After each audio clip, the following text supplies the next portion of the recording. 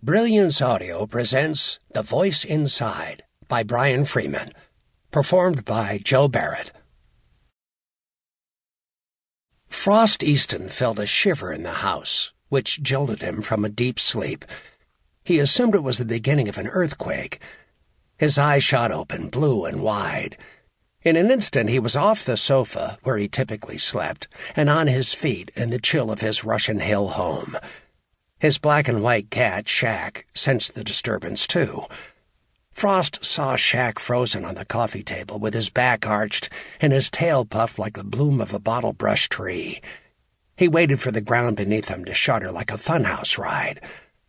This was San Francisco. Tremors routinely shook the city with a rumble of subterranean thunder. Most came and went without doing damage, but he'd lived through the deadly Loma Prieta quake when he was only 8 years old. You never knew when the next big one was coming. However, Frost saw none of the telltale signs of a Templar this time. His sister's Blue Angel figurine, which was hung from a hook above the bay window, didn't sway. The empty Sierra Nevada beer bottle he'd left on the coffee table hadn't walked itself to the edge and tipped over onto the carpet. This wasn't an earthquake. This was something else. He realized that the disturbance was man-made. A bitter breath of cigarette smoke lingered in the house, the way it did when a smoker passed you on the street.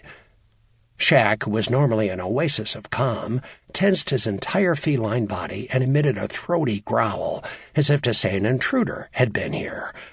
When Frost glanced at the glass door leading to the patio, he noticed that it was 6 inches open, letting in the night air. He hadn't left it that way. Someone had been inside the house. He crossed to the patio door and stepped outside.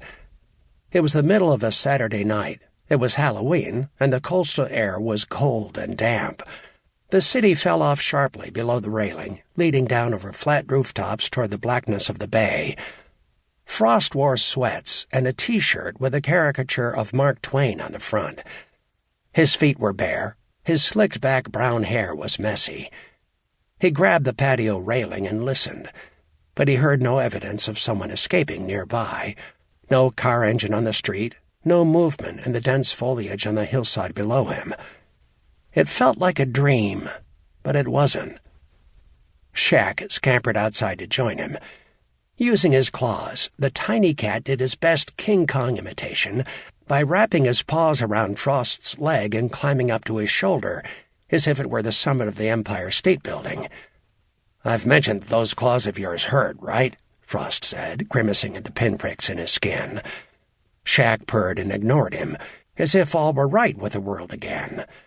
The cat's tail swished against Frost's beard, and his paws batted at the bedhead tufts sticking up from Frost's hair. The two of them went back inside. Frost closed the door, and Shaq made a graceful leap to the sofa. In the darkness, Frost crossed through the living room past the kitchen to the formal dining room, which doubled as his office, and looked out through the tall windows. Below him, Green Street was deserted. No one loitered in the doorways of the apartment building on the other side of the dead end. He dug inside the pocket of his black sport coat, which was draped over one of the chairs.